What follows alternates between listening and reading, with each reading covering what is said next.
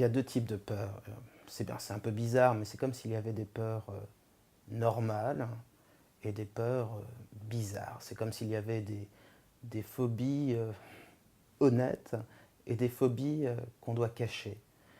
C'est vrai quand on y pense. Si quelqu'un vous dit, tiens, bah, j'ai le vertige, vous n'allez pas vous dire, ah bah, il souffre d'acrophobie, c'est une phobie répandue, mais qui peut handicaper sévèrement la vie. Non, non, vous allez vous dire juste, bah, il a le vertige, tant pis pour lui, comme un peu tout le monde a un peu le vertige, certains plus que d'autres. Et alors, c'est tellement courant le vertige que ça en devient anodin.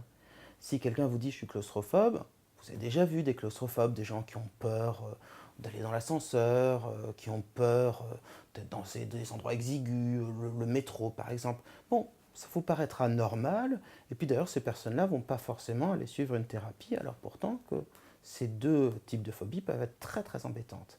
Mais allez savoir pourquoi il y a des phobies, elles, qui sont très mal admises, et par les gens en général, et surtout par les personnes qui sont obligées de les subir. Si je vous parle par exemple de la peur de faire du mal à ses proches, de les tuer ou de les blesser, si je vous parle de la peur de se suicider, ou si je vous parle encore de quelque chose de plus sordide encore, la peur par exemple d'être pédophile, même si on ne l'est pas, tout ça, ce sont des peurs qui deviennent honteuses, des peurs qu'on essaye de cacher, des peurs qui vous font dire tiens, je suis en train de devenir fou. D'ailleurs, ça aussi, c'est une peur peu commode, la peur de devenir fou.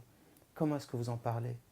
À qui allez-vous en parler? Vous allez en parler à votre médecin, à un psychiatre, à votre conjoint? Comment se confier sur ce genre de choses? Et pourtant, ce ne sont jamais que des peurs. Parfois, on a peur de l'obscurité. Et alors? Ça ne veut rien dire, ça veut juste dire on a peur du noir, on a peur de faire du mal à ses proches. Ça ne veut pas dire qu'on est psychopathe ou criminel. On a peur d'être pédophile, ça ne veut pas dire qu'on l'est, ça veut simplement dire qu'on a développé la peur.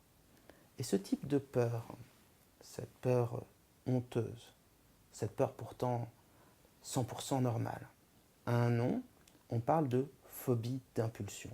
La phobie d'impulsion, c'est quoi? C'est la peur d'être ou de faire quelque chose. Donc, comme je vous le disais tout à l'heure, la peur de faire du mal, la peur de se faire du mal à soi-même, c'est souvent de toute façon des peurs autour d'actions répréhensibles, des peurs tabous. Pourquoi? Bah, si par exemple, d'un coup, je ne sais pas, j'imagine quelque chose d'un peu idiot, si par exemple d'un coup j'ai peur de me mettre à me ronger les ongles, c'est une peur tellement anodine que ça ne va pas vraiment créer de stress. Je ne vais pas m'opposer à cette pensée, je ne vais pas me dire surtout, surtout, ne pense pas au fait de te ronger les ongles. Tandis que si d'un coup, à un moment, vous êtes fragilisé, toutes les raisons sont acceptables. On peut être fatigué, on peut manquer de magnésium, on peut avoir une année, une journée difficile. Et si d'un coup on se dit, ah, et si je faisais du mal à mon enfant? Et tout d'un coup, comme on est fatigué, on ressent comme une sorte d'angoisse terrible. Et à ce moment-là, on se dit, mon Dieu, mais si j'ai ce genre d'idée, si j'ai de l'angoisse à ce sujet, c'est que forcément, je peux lui faire du mal. Et à ce moment-là, se met en place ce qu'on appelle une phobie d'impulsion. Et c'est un véritable cercle vicieux. Parce que ce n'est pas parce qu'on a une idée qu'on va forcément la mettre à exécution.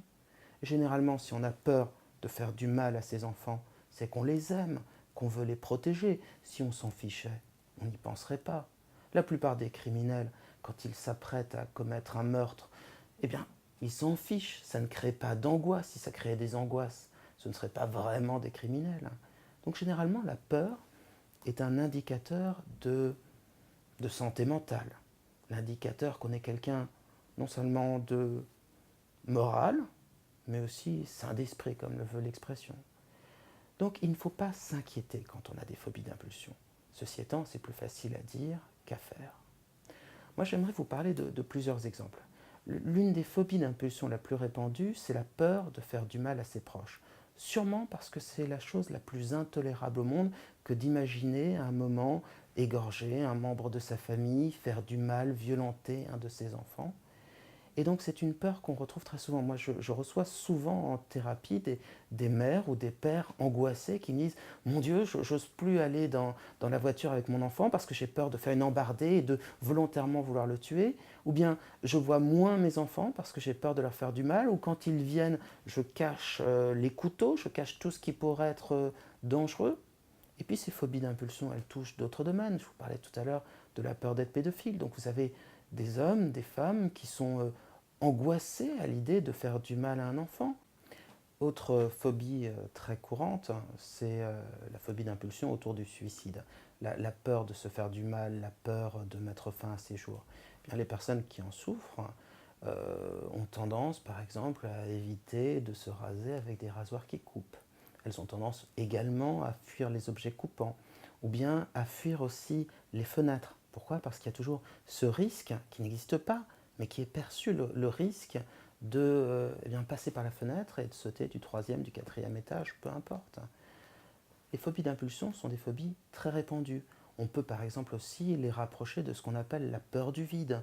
La peur du vide, c'est quoi? C'est cette impression un petit peu bizarre qui fait que lorsqu'on s'approche d'un précipice, lorsqu'on s'approche d'une fenêtre, d'une terrasse, on a presque l'impression d'être attiré par le vide. En fait, comment ça marche? On se dit, il ne faut absolument pas que je ressente cette sensation, il ne faut absolument pas que je la ressente, et donc plus on essaye de la rejeter, et plus on la ressent.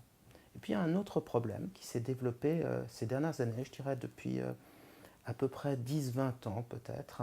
Ce sont des phobies autour de l'orientation sexuelle. Depuis Freud, il y a une sorte de peur, d'idée qui traverse l'air du temps. C'est ce qu'on appelle l'homosexualité refoulée. C'est comme si, en gros, j'avais beau être hétérosexuel, je pourrais éventuellement être homosexuel sans le savoir. Vous imaginez l'angoisse que ça crée chez des jeunes ou même chez des adultes. Ce ne sont pas forcément des personnes homophobes, loin de là. Mais quand on a été habitué toute sa vie à être hétérosexuel, se dire «Mon Dieu, à 20 ans, 30 ans, 40 ans, je pourrais devenir homosexuel, toute ma vie changerait, le regard des autres.» Et c'est comme ça que se développent ces peurs qui sont maintenant de plus en plus répandues. Et pourtant, les phobies d'impulsion, ça se soigne très bien.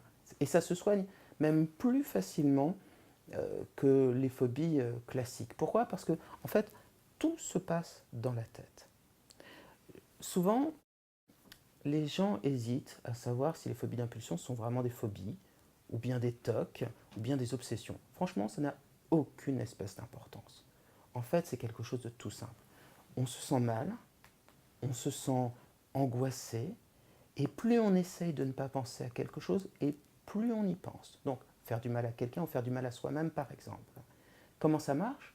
C'est lié à un phénomène qu'on appelle la réactance, ou principe des éléphants roses. Si je vous dis ne pensez pas à un éléphant rose, vous y pensez forcément. Mais ce n'est pas très angoissant de penser à un éléphant rose, tandis que penser le fait de faire du mal à quelqu'un, ça c'est autre chose. Comment ça se traite? Tout simplement déjà en baissant le stress. Parce que quand on se sent bien, quand le corps se sent détendu grâce par exemple à la relaxation, eh bien il a moins tendance à sécréter des idées négatives, des angoisses. Et encore, si on les a, elles partent beaucoup plus vite. Donc dans un premier temps, on baisse le stress. Vous trouverez sur le site psy-coach.fr ou touspsy.com de nombreux exercices à ce sujet. Et puis ensuite, dans un deuxième temps, on utilise des exercices pour apprendre à stopper les ruminations, stopper les idées négatives. Et pourquoi est-ce que je vous disais tout à l'heure que ça se soigne plus facilement que les phobies? C'est tout simplement qu'une fois qu'on sait maîtriser son flux d'idées, eh bien, les phobies d'impulsion partent toutes seules. C'est là où en fait on se rend compte que les pensées sont comme des mouches. Elles tournent autour de nous comme ça, et c'est pas parce qu'on les pense qu'elles nous définissent et qu'elles nous pousseront à agir. Loin de là, quand on a des peurs, quand on a des angoisses, ce ne sont que des idées, et les idées ne veulent rien dire de nous. Simple conseil, c'est très bien de faire de la relaxation, c'est par ça qu'il faut commencer, mais en revanche, si vous souffrez de phobie d'impulsion, il faut impérativement que vous consultiez. Ce n'est pas la peine d'en parler à vos proches, si vous le pouvez, tant mieux, si vous ne pouvez pas, tant pis, mais allez consulter. Il y a en gros deux solutions viables qui se présentent à vous.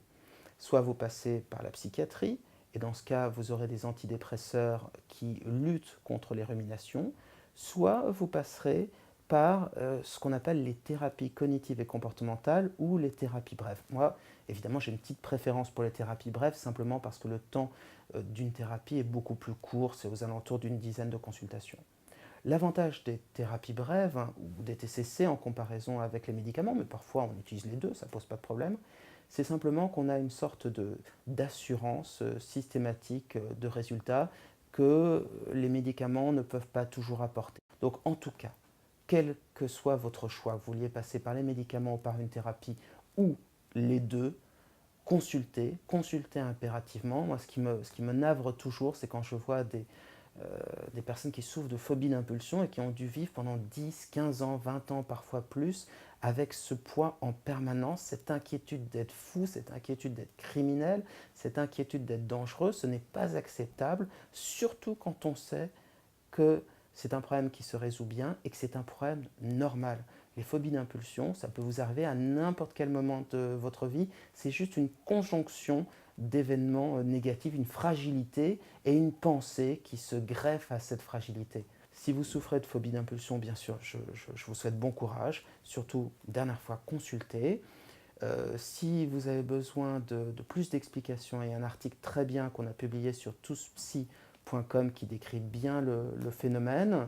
Vous trouverez d'ailleurs sur le même site des adresses de psy compétents pour traiter ce genre de difficultés, et puis les exercices de relaxation dont on a parlé.